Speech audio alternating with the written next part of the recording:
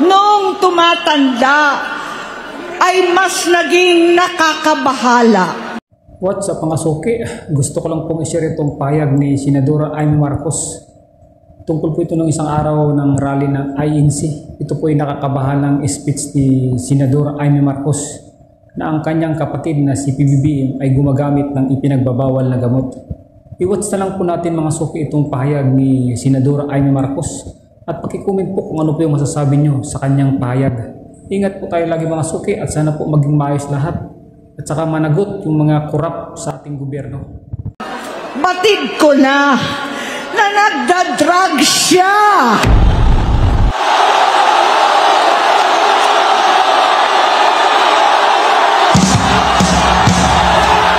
Nalaman ko at ng pamilya, nalaman ng pamilya, seryoso ito.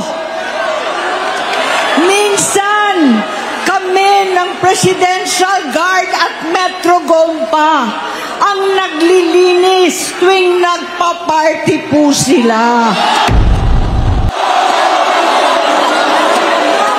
Napakahirap po ang pumunta, tumayo, at magsalita sa inyong harapan. Pero noon pa man, alam kong walang madali kapag ikaw ay Marcos. Nanginginig ako at ang aking boses, hindi dahil ako'y natatakot sa inyo, kundi dahil nalulungkot po ako. Ipagpaumanhin ninyo kung sa gitna ng pagsasalita ko, ako'y hihinto, hihinga dahil sa bigat ng aking kalooban. Pero hindi yan ang dapat kong ihingi ng paumanhin. Hindi yan ang kasalanan ko sa bayan na dapat ihingi ko ng tawad. Narito po ako dahil sa tawag ng Iglesia ni Cristo para sa transparency, accountability at hustisya. At dahil sa tawag ng sarili kong konsensya, bilang senador, bilang kapatid, bilang Pilipino. Bata pa lamang kami ni Bongbong, alam na ng buong pamilya ang problema sa kanya.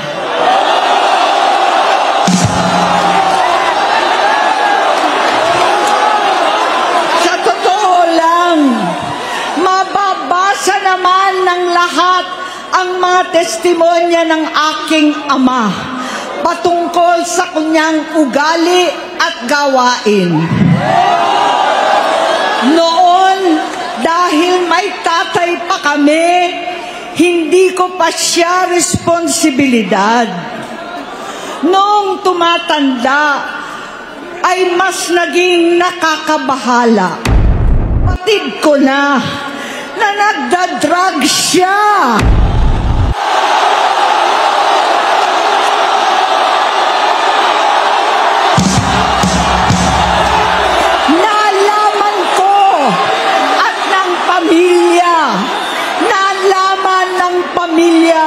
Seryoso ito.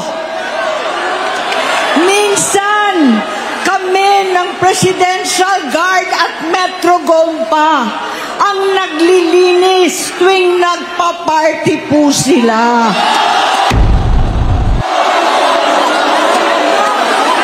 Namuhay kaming magkakapatid sa ibang bansa. Kami-kami lang. Kinumbinsi ko pa si Bongbong, pakasalan mo na si Lisa. Naisip ko noon, kapag nag-asawa siya, malalagay na sa tahimik at magkakaroon ng direksyon. Ang laki ng pagkakamali ko. Mas lumala ang kanyang paglulong, pagkalulong sa droga.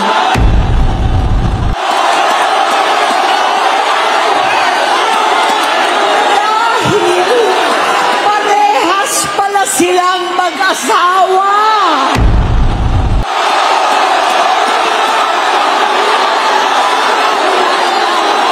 Naging gobernador siya ng Ilocos.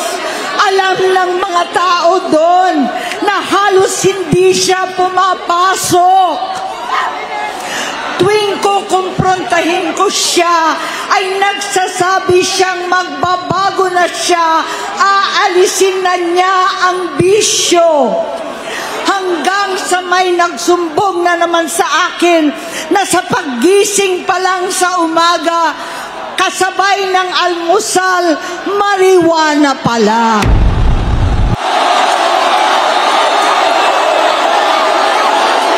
Maghapon sila, lahat sila nagiinuman at gumagamit ng cocaine. Kasama ng asawa at barkada.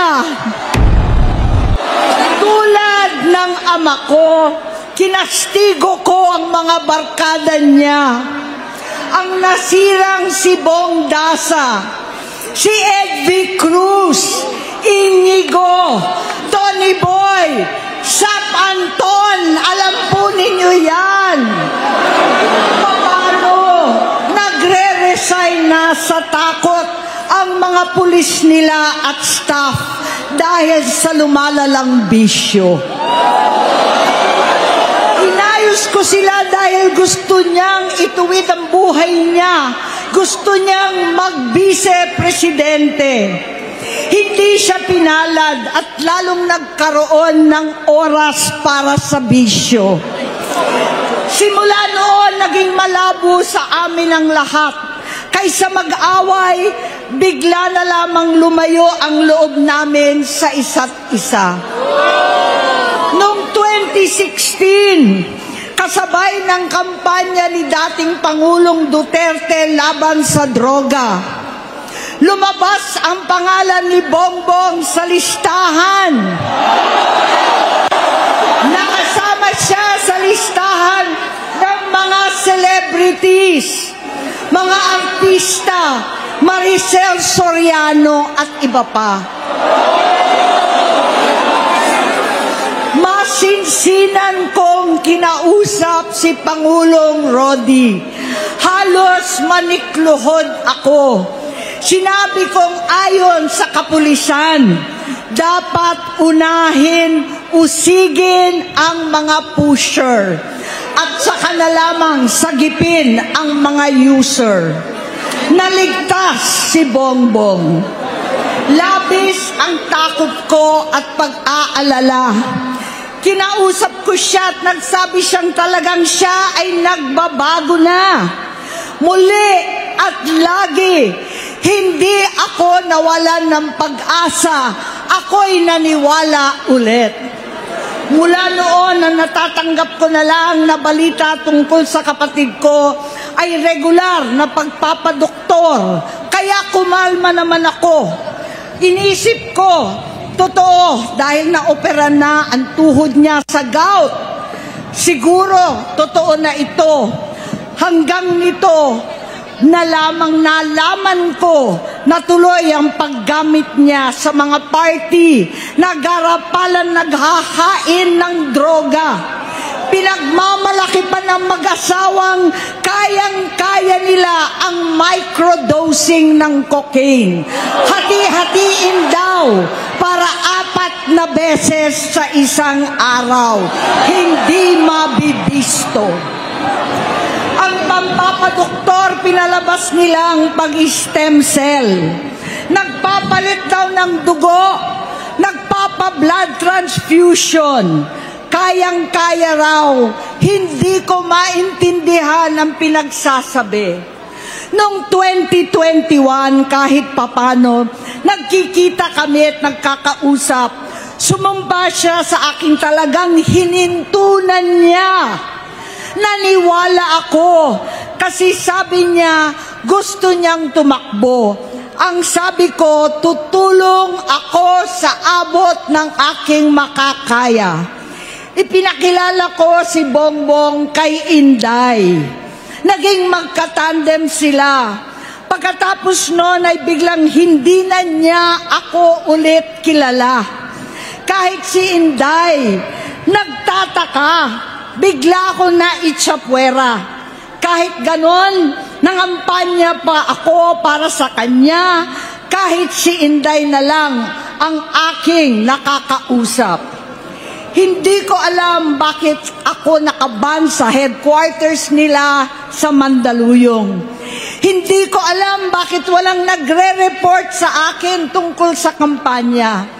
Sa totoo lang, masakit mang aminin, nung dinidisqualify na siya, halos papaboran ko na sana dahil may nagsumbong sa akin mula sa kanyang campaign team na gumagamit na naman siya.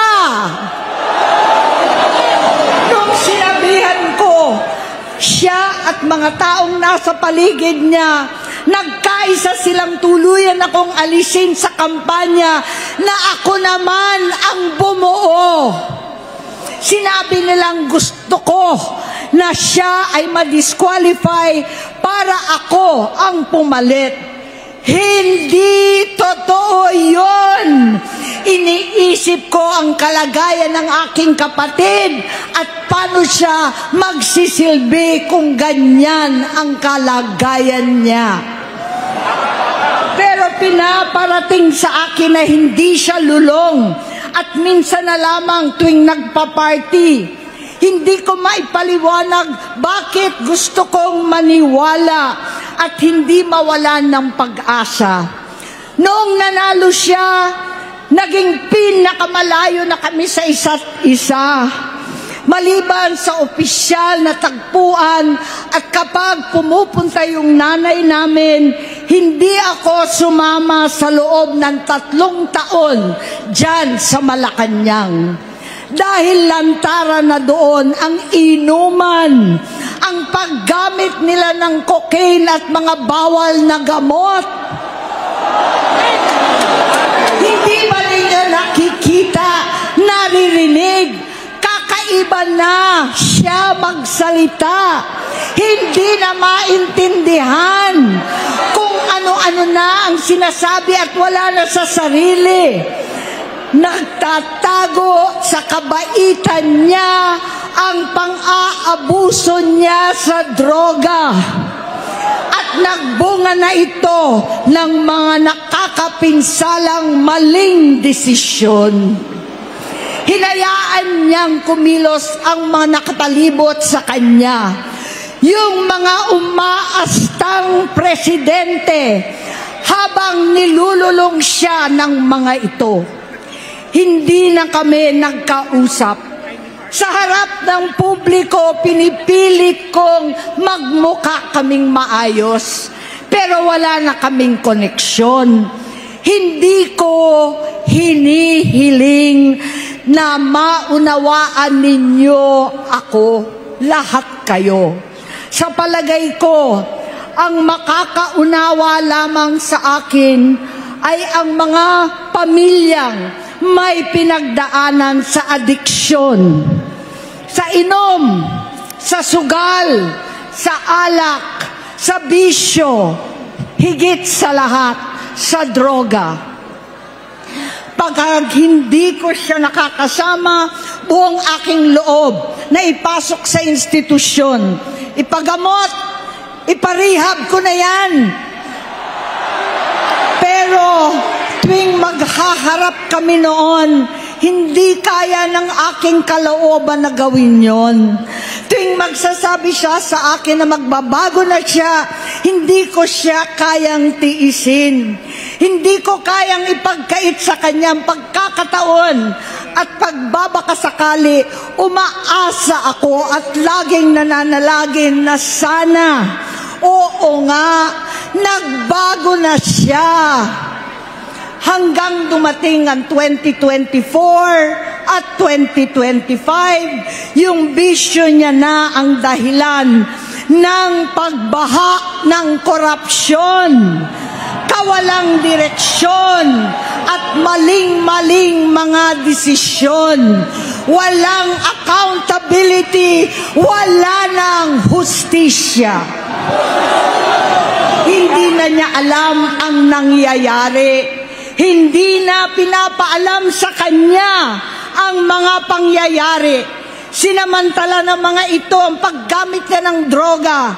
Kinangkam na nila ang kaban ng bayan, habang ang mga dating tumatawag sa amin ng magnanakaw ay nakakita ng pagkakataon sirain ang lahat.